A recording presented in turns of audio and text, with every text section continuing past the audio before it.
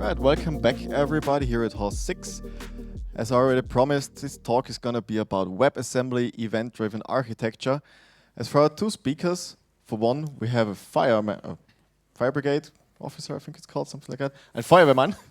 And the other side, we have a very seasoned DevSecOps consultant. They've known each other for quite some time now, so they don't work together officially in the same company, but they've been in contact for about 8 years, something like that, since they did their bachelor thesis together, and they're still regular speakers on stage together for multiple conferences. Please welcome on stage Linus, Basig, and Fabrizio Lazzaretti.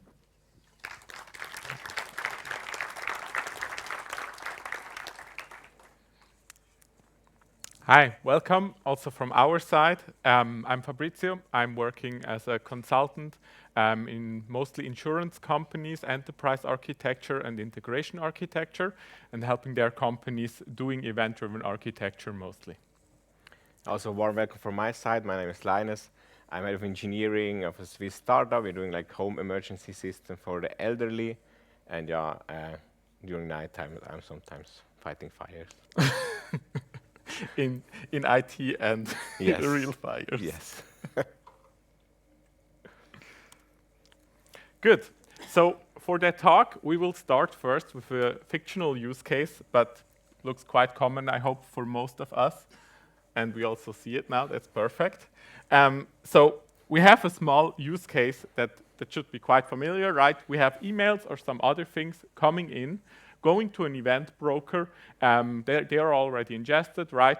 And now we need to process them. So here, these are maybe complaints from customer, right? Sometimes not so many, sometimes a lot of them.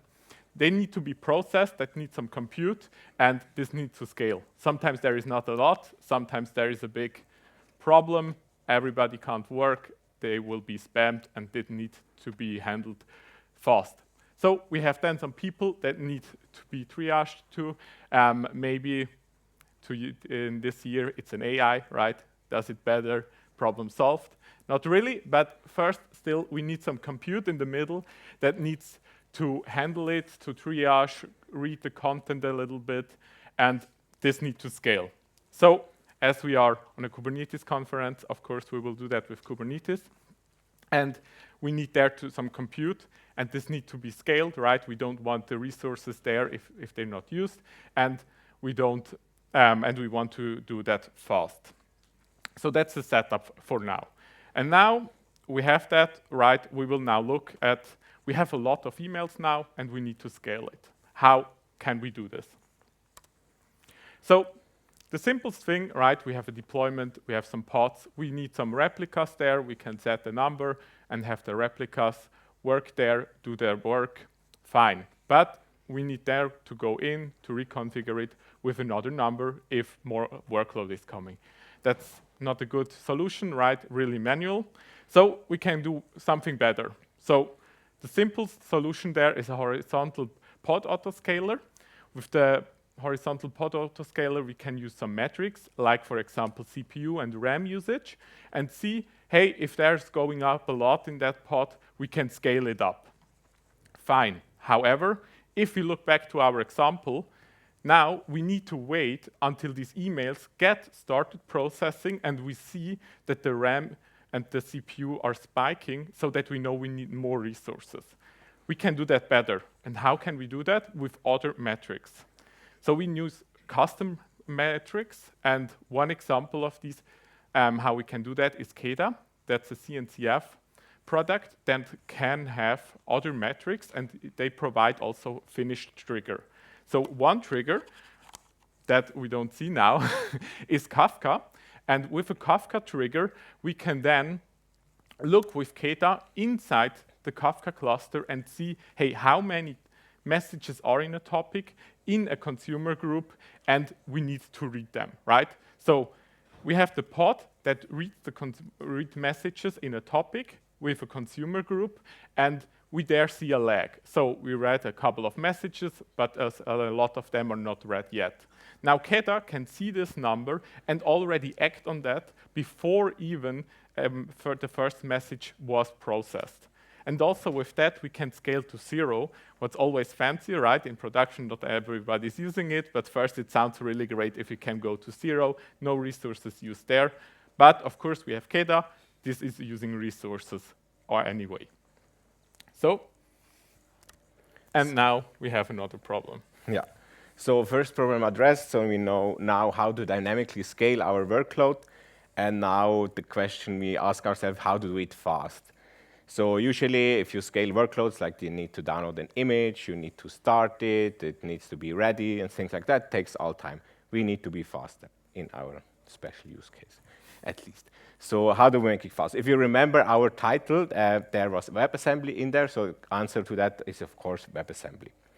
So but before we dive deep into WebAssembly, ethically I need to present you with this disclaimer.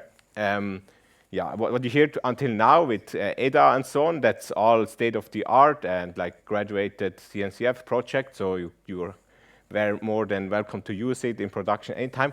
Anything you hear from this point on is very cutting edge, and yeah, you will feel some pain when using it, so be warned.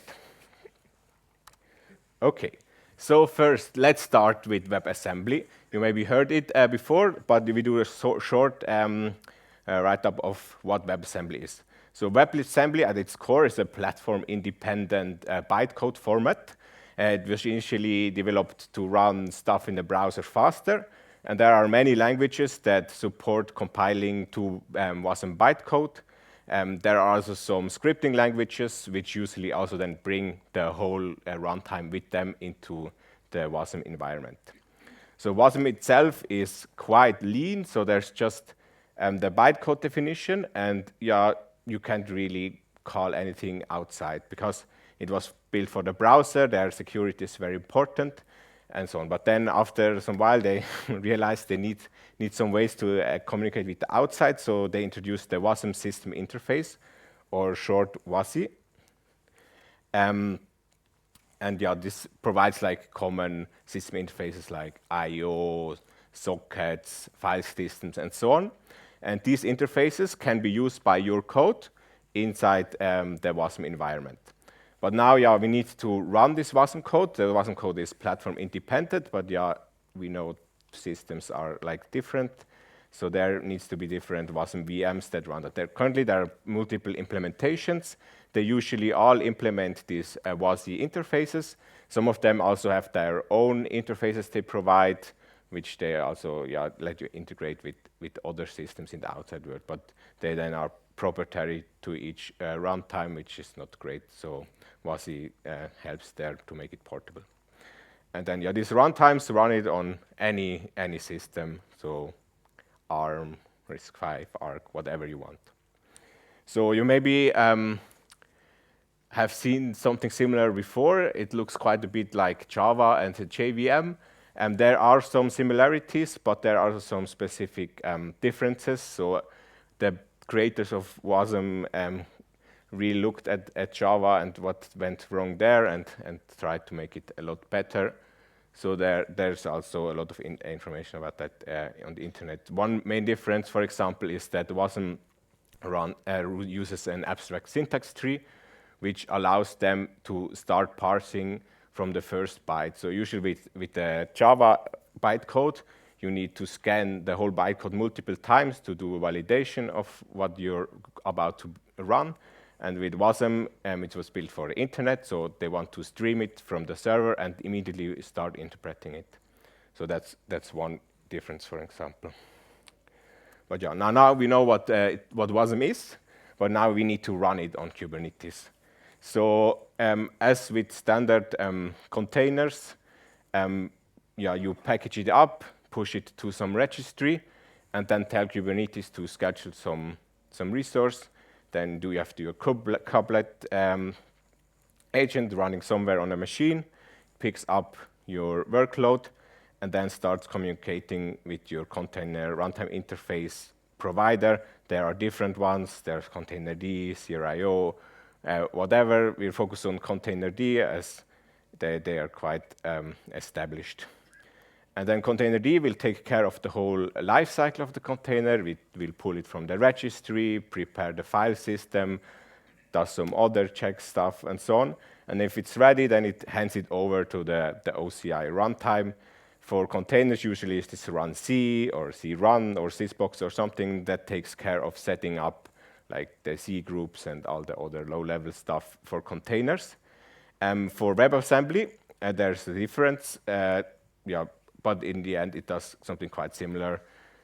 There is some process that communicates with container D, and then also takes the WASM bytecode and starts executing it on the machine. To make it a little bit more complicated, for example, crun also supports, or the latest version of crun also supports WebAssembly, so you don't need special like the stack for WebAssembly. So if you're running crun, it can also schedule WebAssembly resource, which is quite nice. Good. So in the beginning, I said we want to go fast. So what makes WASM faster than classical containers? So on the one hand, we have tiny images. So the images only really contain your code in a binary format. Usually containers, you bring like a whole OS and also some additional stuff, which can be quite large, which then takes some longer time to download and like unpack and stuff like that. With WASM, it's quite small and really fast. Then on the other side, you have like the optimized bytecode. It was really designed to start running very fast. It also takes quite a little space, like memory-wise, to run that. It's quite efficient. And then what's also quite nice is it comes with some battery included. So I said with the WASI interface or the WebAssembly system interface, you have like the classical system interfaces where your code like calls and says, hey, I want to know what time it is, or I want to know what file contains something or stuff like that. But there are also some interfaces, for now it's mainly just one, where your code can implement the interface and then it gets called by the runtime. So one of the example is like the HTTP interface.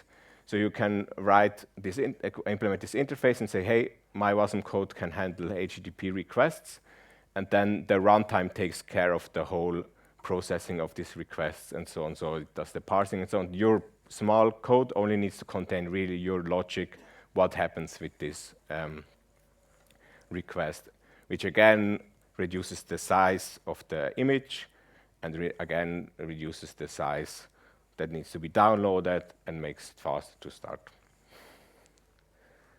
Good. Now let's have some demo. So now we build up a small demo that we will shortly then afterwards show in a video how fast it is.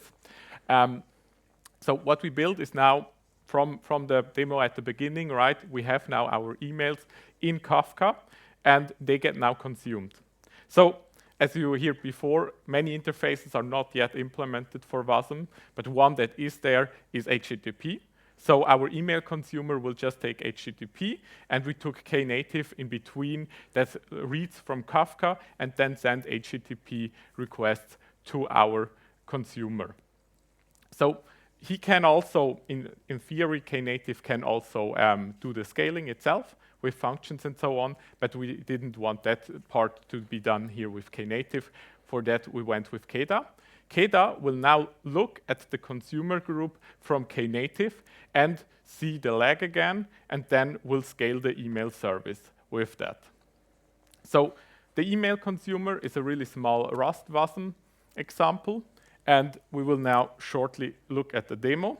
First, we will see here on that side, on the bottom, we will now start first the producer. He will then send 1,000 emails, really small ones, generated to Kafka, which you will see on that side here. And here you see then the consumer group. You will see the lag. First it will be 0, and then we will see it goes up to 1,000, and then it goes down. When on the left top side, you will see the instances coming up. Now we can start the video. So it's not done any faster. It's really normal speed. You will first see now 1,000 messages going to Kafka, also with a small Rust program. You see now the consumer lag is 990 So these are now all these that need to be consumed. And on the left top side, you will see the email consumers. Now, we have 4. That is just the default algorithm of KEDA. He will also always double it if they see, hey, there is still a lot to do. So just not that we overload the cluster, he will always just double it. But we see when KEDA decides now is the moment to go up, they are container creating state, and then seconds later they are already running, because there is no normal startup time. It's just a lot faster, because that's really the benefit. They are small images that are spinned up really fast. So if we go to size, of course, it's just a little bit dummy implementation. So these are now 0.4 megabytes for these consumers that do a little bit lazy working on that. So what do? They do 1 minute of a little bit compilation on these emails, so that we not just go through and have no emails left. Yeah, and if we would do that with a normal email consumer, just a little bit HTTP with a little bit lazy work, we would be at least 10 times as big with these containers. So, and you see the consumer lags going down. We have now a lot of instances that's all run. That's also just recorded really on a cluster that runs with Kind on a MacBook. So not much resources, and you can easily start a couple hundred of these containers because they are so small. Good. Then to a conclusion. Yes. Let's do a short conclusion. So on the one hand, we have KEDA. It's like a no-brainer, established technology, CNCF graduate project. So if you're doing anything event-driven on Kubernetes, you probably should be using that. And then on the other hand, we have WebAssembly, which is already used for like browser applications. Also, there are some projects that use it as plugin system.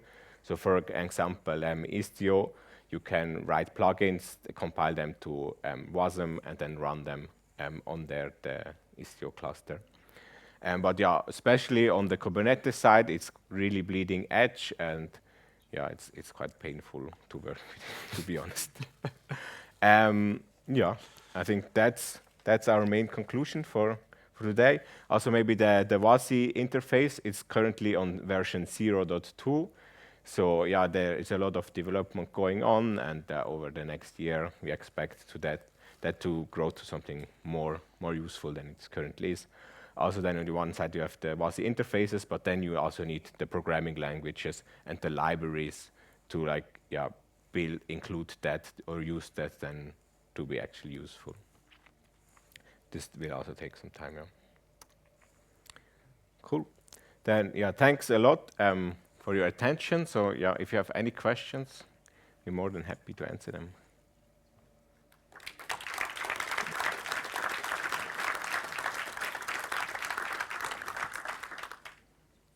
Do we have any questions? Just raise your hands. Again, we have gummy bears. Yes, there's a question over there. A question up there as well, sorry. So for the kubelet execution, do you need an extra kubelet deployed just to run those WASM containers, or can I reuse the same kubelet, which I also use for regular containers?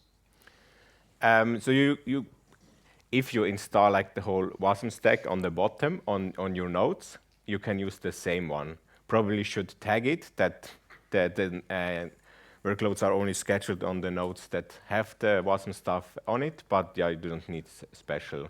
It's really just the bottom layer you need to take care of to support WASM, but everything up like containerd and kubelet, it's all standard. So there is on the deployment a runtime class, and they're really just on that you can set it and do it on the same, yeah. Another question here?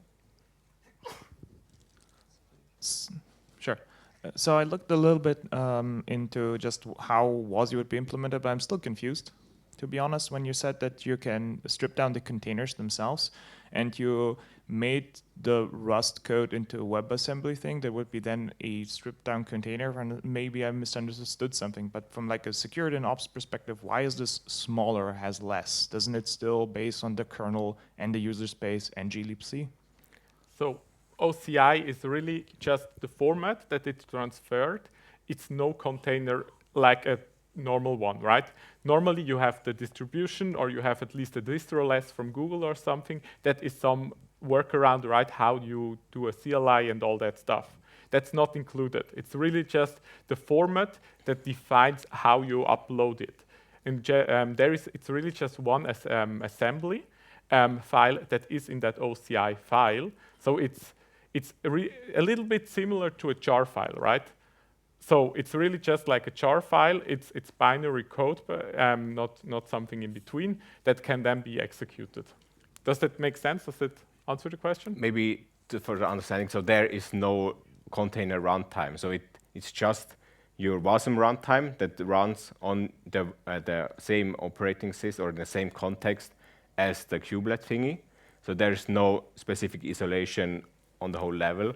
It's just your runtime running the WASM code like without special isolation. So the isolation is done by this WASI interface. So the WASI interface defines what your code can do, and WASI is kind of designed in a way that you can't exit the sandbox, because it was built for the browser context.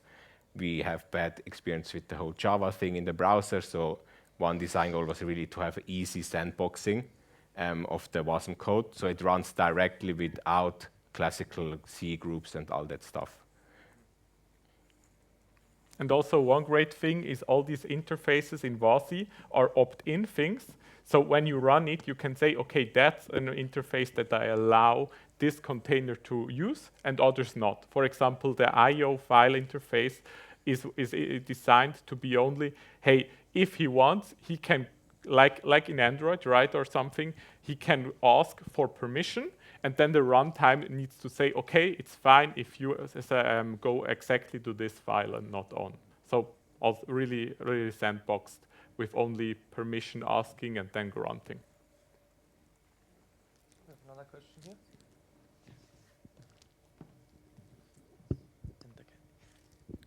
here.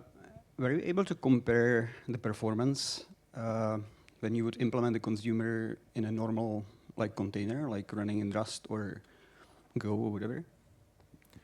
Yeah, we did.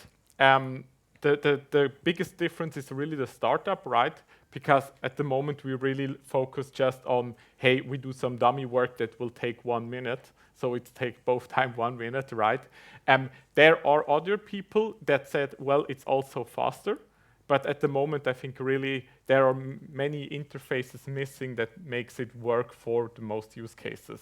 But there are people that also say, like for large language model implementation styles, it is faster in some cases, but I think it's edge cases. So if you really have that need, you can try it out. But just our experience is it's quite a little bit cutting edge to get the full benefits.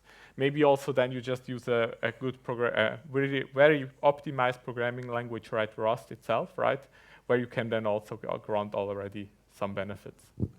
Okay, thank you.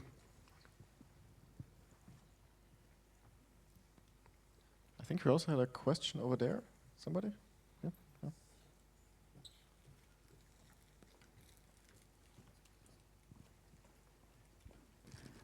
Are there any limitations on writing code in, for example, Golang and WebAssembly as compared to just writing the code in Golang and just compiling it to a static binary? So are there limitations by the runtime? Yeah, so the main limitation is really this WASM system interfaces. So yeah, currently there's a handful of them, and if you write Go, you have like the whole range of system interface you can use. And then yeah, libraries also need to understand, okay, I'm being compiled for a WASM context. I need to use the WASM interfaces, and currently a lot of the libraries do not take that into account, and then they just don't compile for WASM. For example, if you go back to that trigger to Kafka, right? Normally you just say RD Kafka is a great library for that. It's the official one, also in Go. But what it is doing, right, is just it's a binding from Go then to an underlying C or C++ implementation. I'm just not sure. And this one has like some OS references. And these OS references, these operating system references, are not available in WASM, right? So there is then the limitation. Thanks. So you already said that there are no C groups, no namespaces involved. So file system isolation also happens directly in the runtime, I guess. What about resource limitations, memory and CPU?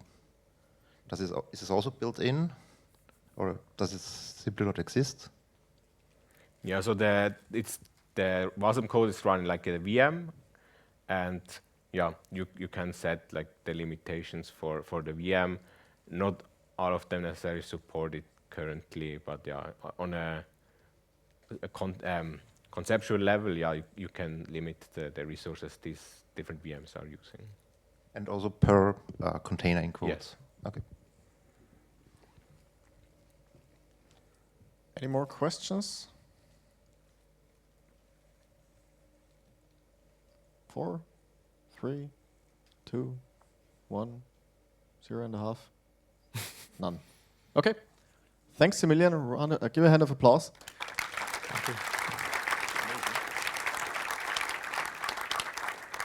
I'll see you back here at 11:45 with our next speaker, who is a proven grandmaster of software engineering, so don't miss the next talk, 11:45 here.